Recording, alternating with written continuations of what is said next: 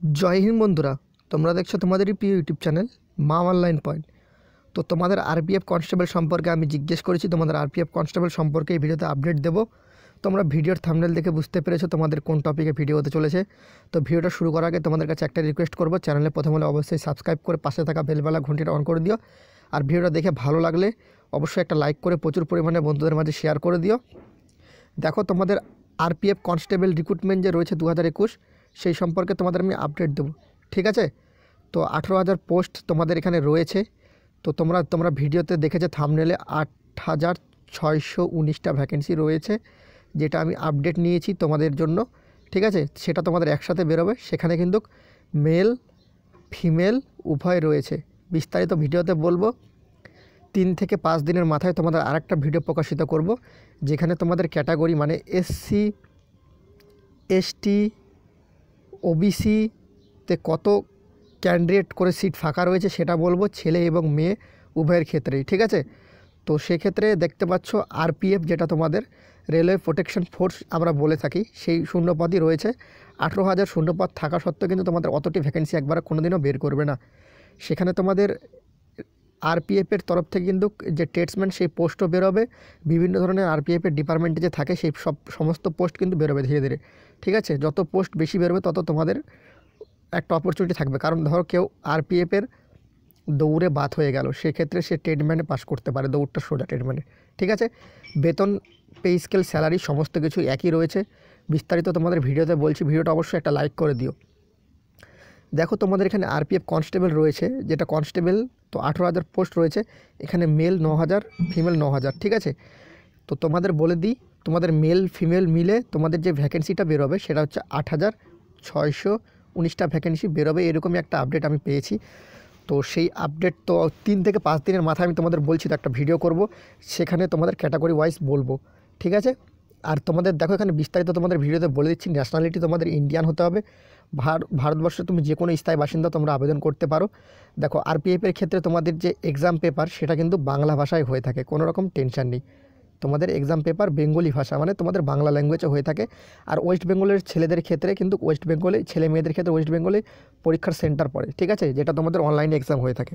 তো online exam centre সম্পর্কে যদি তোমাদের জানার ইচ্ছা থাকে, তোমরা দেখবে 2 দিন আগে তোমাদের রেলওয়ে গ্রুপ ডির এক্সাম সেন্টার সম্পর্কে প্রকাশিত করেছি, যে ওয়েস্ট বেঙ্গলের রেলওয়ে গ্রুপ ডির সেন্টার কোথায় কোথায় রয়েছে। সেই সেন্টারগুলোতে তোমাদের কিন্তু আরপিএফের এক্সাম হবে, কারণ সেই কোম্পানি তোমাদের আরপিএফের যে পরীক্ষা সেটা কন্ডাক্ট করে, ঠিক আছে। টিসিএস গীতবিতান যে রয়েছে সেখান থেকে তোমাদের কিন্তু এক্সাম কন্ডাক্ট করা হয়।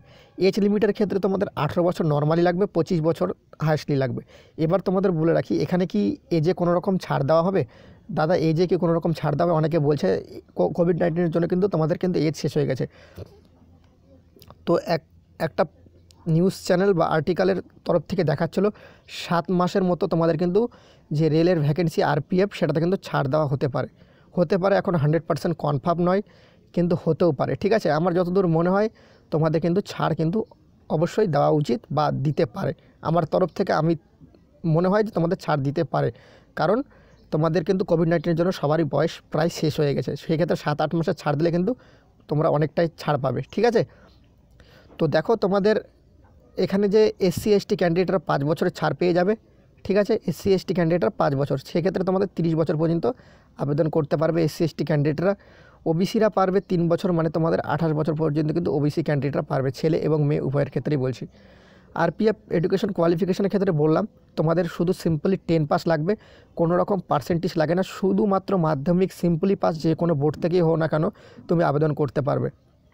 এখানে 5,200 টাকা থেকে 20,200 টাকা থেকে আর 2,000 টাকা গ্রেড পে লেভেল 5 অনুযায়ী, যেখানে তোমাদের 7 লেভেলে চলে গেছে বেতন। তোমাদের এখন স্টার্টিংয়ে ধরে রাখো 26,000, ঠিক আছে, 26,000 কে প্লাস তোমাদের বেতন কিন্তু স্টার্টিংয়ে তোমরা পেয়ে যাবে, ওকে।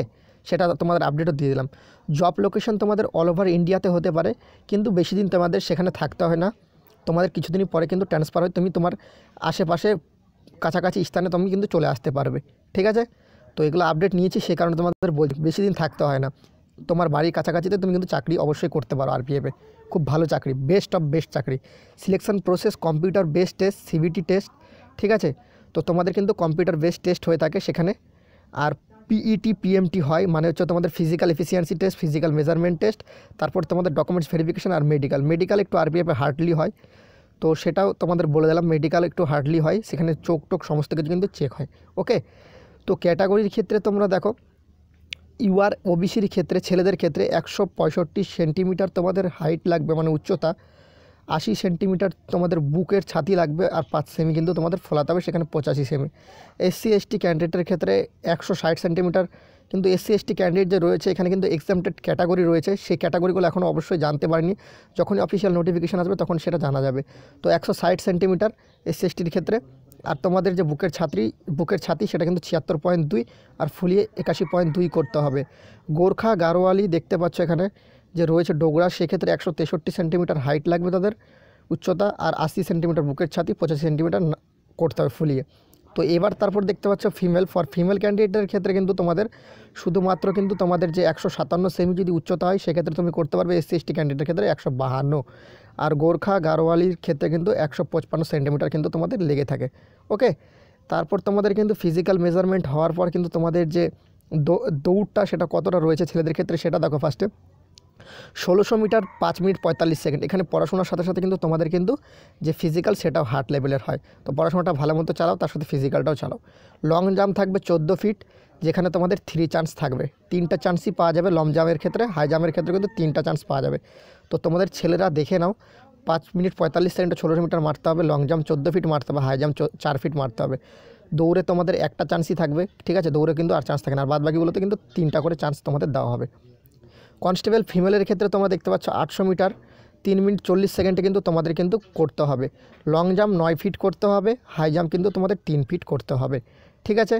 800 মিটার এটা ফিমেলের ক্ষেত্রে, মানে মেয়েদের ক্ষেত্রে 800 metre 3 minute 40 second, long jump 9 feet, high jump 3 feet. এই দুটোতে তোমাদের কিন্তু প্রায় তোমরা 3টে করে চান্স পেয়ে যাবে, আর দৌড়ে একটা চান্সই থাকবে। বিস্তারিত তোমাদের ভিডিওতে বলে দিলাম। এবার তোমাদের যে আরপিএফ কনস্টেবল, দেখো তোমরা অনেকে কমেন্ট করেছো দাদা আরপিএফ সিলেবাস সম্পর্কে বলো। সিলেবাস সম্পর্কে বলবো, ভিডিওটা স্কিপ করো না কেউ। আরপিএফ এক্সাম সিলেবাস তোমাদের কিন্তু 10 পাস লেভেলেরই হয় কোশ্চিনগুলো, ঠিক আছে। আর আরপিএফের যে কনস্টেবলের যে তোমাদের এসআইটা রয়েছে সেটা কিন্তু 12 আর গ্র্যাজুয়েশন লেভেলে কিন্তু কিছু কোশ্চিন হয়ে থাকে। তো language RPF exam question paper তোমরা দেখো কোন কোন ল্যাঙ্গুয়েজে হয়ে থাকে, তোমাদের সেটা প্রুফও দিয়ে দিচ্ছি। আর একটা কথা তোমাদের বলে রাখি ভিডিওতে, তোমাদের কিন্তু 3 থেকে 5 দিনের মাথায় আর একটা ভিডিও আসবে যেখানে তোমাদের ভ্যাকেন্সি সম্পর্কে বলে দেবো, কোন ক্যাটাগরিতে কত রয়েছে, আর তোমাদের অনলাইন আবেদনের একটা টেন্টেটিভ ডেট সে বলবে। দেখো হিন্দি, ইংলিশ, উর্দু, তামিল, তেলেগু, তো কানাডা আমাদের দেখে নাও, আমাদের যেটা বেঙ্গলি ল্যাঙ্গুয়েজ এই যে এখানে রয়েছে, ঠিক আছে। আশা করি তোমাদের কোনো রকম আর প্রবলেম হবে না। মোট অফ আরপিএফ রিটার্ন এক্সামের ক্ষেত্রে online computer base CBT, RPF constable SI দুটোরই কিন্তু এক্সাম সিবিটি হয়ে থাকে। তো সেখানে কিন্তু ন্যূনতম পাস মার্ক থেকে থাকে তোমাদের 35 আর 30 করে কিন্তু তোমাদের এসসি এসটি ক্যান্ডিডেটদের জন্য। ওকে, তো আরপিএফ এক্সাম প্যাটার্ন 2021-এর ক্ষেত্রে কনস্টেবল এসআইয়ের ক্ষেত্রে সেম হয়। টোটাল কোশ্চিন তোমাদের 120টা, ঠিক আছে, আর 120 মার্কেরই থাকবে। মাল্টিপল চয়েস কোশ্চিন হয়ে থাকে, মাল্টিপল চয়েস কিন্তু তোমাদের কোশ্চিন হয়ে থাকে। টোটাল টাইম ডিউরেশন 90 মিনিট তোমাদের কিন্তু টাইম থাকবে। 120টা কোশ্চিনের জন্য 1 ঘন্টা 30 মিনিট টাইম রাখা হয়। আর যেখানে তোমাদের নেগেটিভ মার্কিং থাকে 1/3, মানে 3টে কোশ্চিন ভুল হলে 1 নম্বর কিন্তু কেটে নেওয়া হবে। তো দেখো তোমাদের কিন্তু সিলেকশন প্রসেস কী থাকে কনস্টেবল এসআইয়ের ক্ষেত্রে সেম। ফেজ 1-এ কম্পিউটার বেসড টেস্ট অনলাইনে হয়। ফেজ 2-তে তারপর physical efficiency test, physical measurement test. Phase 3-তে তোমাদের হবে কিন্তু ডকুমেন্টস ভেরিফিকেশান অ্যান্ড ফাইনাল তোমাদের medical test, final merit list. Okay, RPF সিলেবাসের ক্ষেত্রে দেখো সিবিটি কী তোমাদের এখানে যে সিলেবাসটা রয়েছে, জেনারেল অ্যাওয়ারনেসের ক্ষেত্রে 50টা কোশ্চিন 50 মার্ক, টাইম তোমাদের 90 মিনিটই থাকে, তোমরা সেটা জানো। অর্থোমেটিকের ক্ষেত্রে 35টা কোশ্চিন 35 মার্ক, আর তোমাদের জেনারেল ইন্টেলিজেন্স মানে জিআইয়ের ক্ষেত্রে 35টা কোশ্চিন 35 মার্ক। টোটাল তোমাদের কিন্তু এই 3টে সাবজেক্ট থেকে হয়ে থাকে।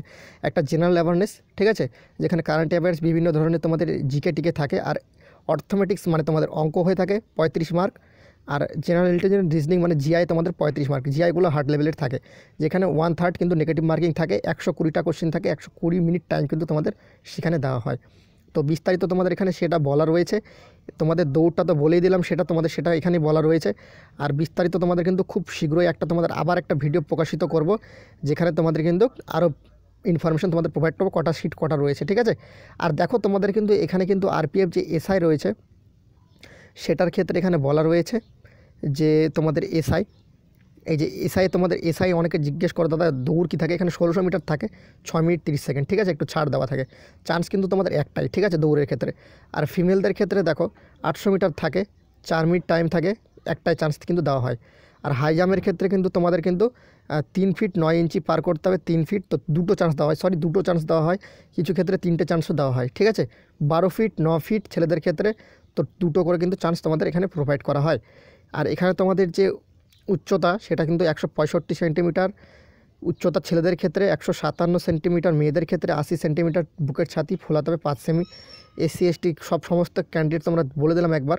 তো আর ভিডিওটা বড় করছি না, নাহলে ভিডিওটা অনেক বড় হয়ে যাবে, ঠিক আছে। ভিডিওটা দেখে ভালো লাগলে অবশ্যই একটা লাইক করে প্রচুর পরিমাণে বন্ধুদের মাঝে শেয়ার করে দিও। জয় হিন্দ, জয় ভারত।